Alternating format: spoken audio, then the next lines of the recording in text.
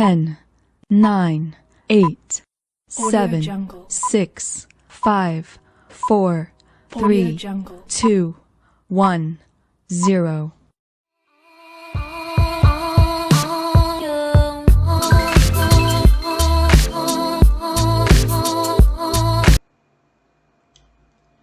Assim, a sentença B contido em A, certo? Equivale a A união B igual a A. Isso significa que, se B está contido em A, então A união B é igual a A. E se A união B é igual a A, então B está contido em C, certo? Então é verdadeiro, vou colocar aqui a setinha, é verdadeiro indo, certo? Quando você faz B contido em A, então se B está contido em A, então A união B é igual a A. E também voltando. Ou seja, se você pegar aqui, A união B igual a A, então B está contido em A. É verdadeiro indo e voltando.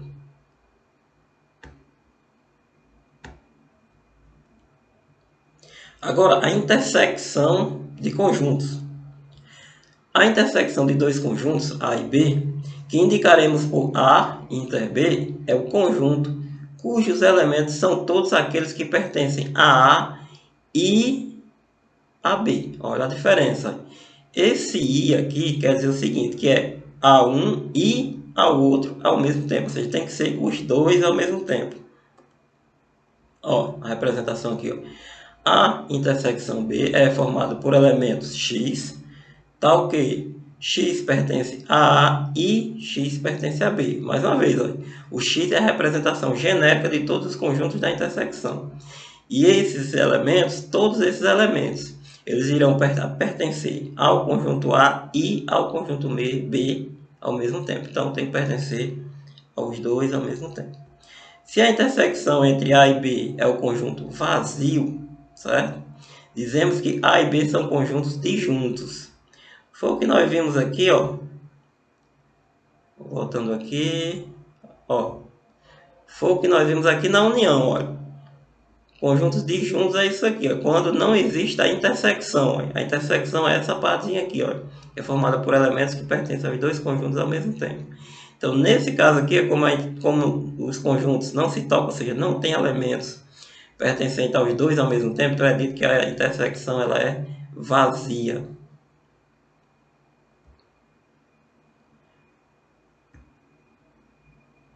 Voltamos aqui, Então, mais uma vez, se a intersecção entre A e B é o conjunto vazio, dizemos que A e B são conjuntos disjuntos, ou seja, são dois conjuntos separados.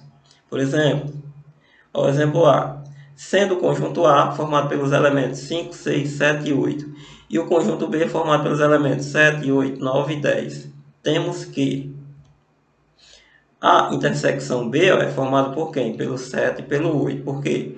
O 7 e o 8 são os únicos elementos que estão em A e em B ao mesmo tempo. O 5 está em A, mas não está em B. O 6 está em A, mas não está em B. Agora aqui, o 7 está em A e está em B. E o 8 está em A e também está em B. Já o 5 e o 6 não estão. E o 9 e o 10 também. Então, a intersecção, nesse caso, será formada pelos elementos 7 e 8. Agora aqui, sendo o conjunto C formado pelos elementos 3, 4 e 5, e o conjunto D formado pelos elementos 8 e 9. Então, nós temos, podemos observar que não existe nenhum elemento em C que esteja em D. Então, o que acontece é que a intersecção, ela é vazia. Ou seja, nesse caso, o conjunto C e o conjunto D são conjuntos aqui, disjuntos. Olha o exemplo C. Sendo o conjunto E formado pelos elementos B, C, D e E, e o conjunto F formado pelos elementos A, B, C, D, E e F. Então, nós temos o que? Que a intersecção entre o conjunto E e o conjunto F, formado pelos elementos B, C, D e E. O elemento B que está em E também está em F. O elemento C, está em E e está em F. O elemento D está em E e também está em F. O elemento E, que está em E, também está em F. Vamos corrigir aqui, esse elemento C, opa, não, borracha, apaga isso aqui, vamos fazer a correção. O elemento C, que está em E e também está em F, tá bom? Então os 4 elementos do conjunto E estão no conjunto F.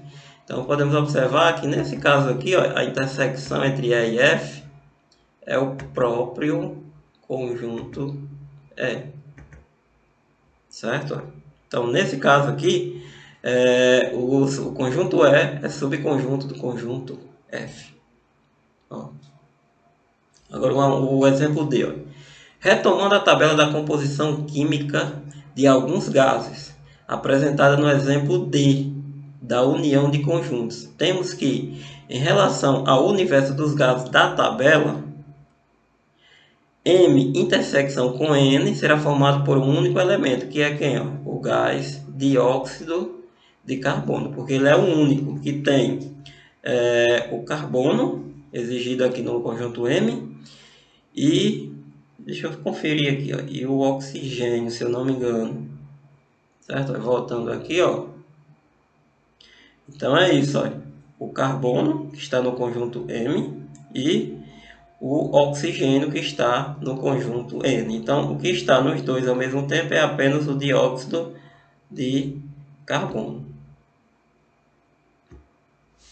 certo? Então M intersecção com N é formada apenas por um elemento, o dióxido de carbono. Isso significa que o dióxido de carbono é o único gás da tabela que possui carbono e oxigênio em sua composição.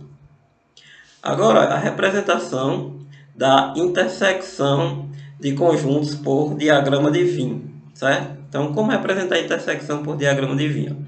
Temos aqui a primeira, quando alguns elementos, temos aqui o conjunto A, o conjunto B, e alguns elementos pertencem a A e a B ao mesmo tempo. Alguns, mas não todos, certo?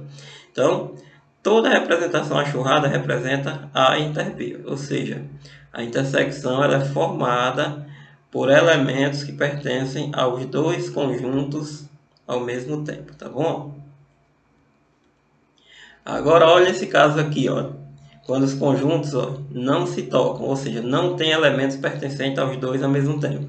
Então, é dito nesse caso que os conjuntos são disjuntos, isto é, a intersecção ela é vazia. Nesse outro caso aqui, nós temos um conjunto F dentro do conjunto E. Então, nesse caso, F é subconjunto de E. Toda representação, a achurrada representa E intersecção com F. Agora, algumas propriedades. Sendo A, B e C conjuntos quaisquer, temos, primeira propriedade, se B é subconjunto de A, é como se fosse isso aqui, é como se o F fosse conjunto B, é subconjunto de A.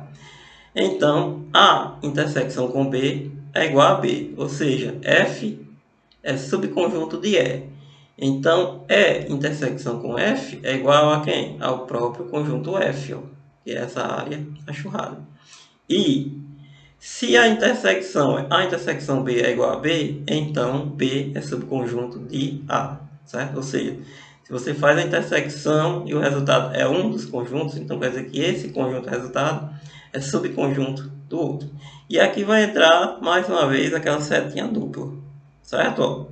Que é a equivalência, é verdadeiro indo e voltando. Ou seja, se B é subconjunto de A, então A intersecção B é igual a B. E se a intersecção é igual a B, isso quer dizer que o B é subconjunto de A. Agora olha a segunda propriedade, A intersecção com B é igual a B intersecção com A. Então, a ordem dos conjuntos, certo? No momento de se encontrar a intersecção, a ordem dos conjuntos não importa. A terceira propriedade, A intersecção B intersecção C. Você vai fazer a intersecção de 3 conjuntos. Então você pode fazer a intersecção 2 a 2. Pode ser o primeiro com o segundo e o resultado você faz a intersecção com o terceiro. Ou então você pode fazer aqui, ó, a intersecção do segundo com o terceiro e o resultado faz a intersecção com o primeiro. Então a ordem dos conjuntos não importa. Quarta propriedade, ó, propriedade distributiva da intersecção em relação à união. Então nós vamos fazer aqui, ó, uma espécie de distribuição, certo? Primeiro nós podemos observar aqui o seguinte, ó, que você pode resolver primeiro parênteses, ou seja, podemos fazer primeiro P união C e o resultado faz a intersecção com A. Agora, caso isso não seja possível, você pode fazer a distribuição, ó, faz A intersecção com B, ó, aí está aqui o resultado, ó. Depois você faz A intersecção com C, ó, o resultado está... Vamos apagar de novo. Borrachinha aqui, ó, vamos apagar os dois. Pronto. Então, mais uma vez, ó, podemos fazer aqui, ó, A intersecção com B, está aqui o resultado. E depois, ó, A intersecção com C, está aqui o resultado. Ó. E conhecendo o resultado das duas intersecções, o resultado é só fazer a união delas duas.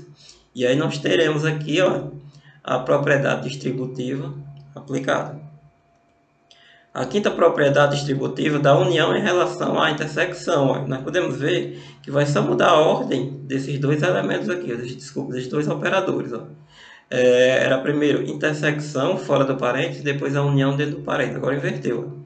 A união fora do parênteses e a intersecção dentro do parênteses. Como eu falei antes, ó, pode resolver primeiro o que está dentro do parênteses, ele faz a intersecção e o resultado único com quem está fora. Caso isso não seja possível, aplica a distribuição. A união B, coloca o resultado aqui.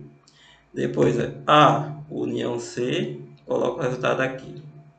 Certo? E com as duas uniões conhecidas, é só fazer a intersecção entre elas.